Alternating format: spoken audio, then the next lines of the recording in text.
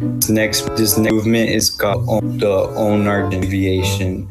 It's similar to the radial deviation. It also has the same joints of mid-carpal joint and radiocarpal joint. The muscles are the flexor carpi ulnaris and extensor carpi ulnaris muscles. The agonist is the extensor carpi radialis longus, and the antagonist is the extensor carpi radialis longus. It goes along the frontal plane, and the real life example is just like waving your hand the other way. This next movement is called lateral rotation. The joint with the joint movement is movement joint. Muscle and the muscles with this movement is the externus and internus obturate the piriformis, the superior and inferior gemelli, and the quadratus femoris. The agonist is the posterior deltoid. The antagonist latissimus dorsi. It goes along the transverse plane, and one example of it is by turning left. This is the medial mutation. This is with the ankle joint, and the muscles are gluteus medius minimus and the longus brevis magnus adductors. The agonist is the latissimus dorsi, and the antagonist is the posterior deltoid. It goes along the transverse plane, and the example for this is by turning right.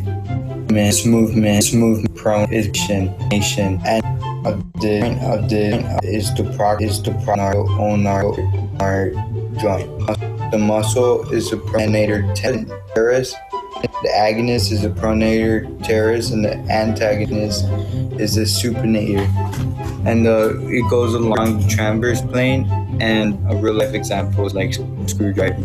It's about supination, and the first proximal radial ulnar joint. And the muscles for this is the biceps brachii. The agonist is the supinator, and the antagonist the pronator teres. It goes along the transverse plane, and a real life example is like turning.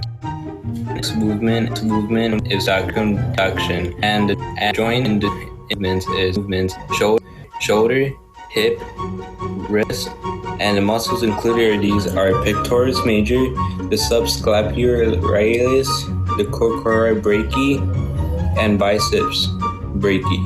The supracinatus deltoid, and the agonist is any muscle in the joints, and the antagonist is any muscle connected to the joint. It is a multi-play movement, and a real life example would be playing. This last final movement is called opposition. The connected opposition is carpal joint.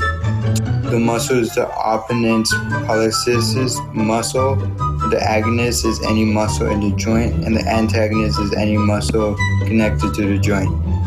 It runs along the multi-plane movement, and an example of this is sign language.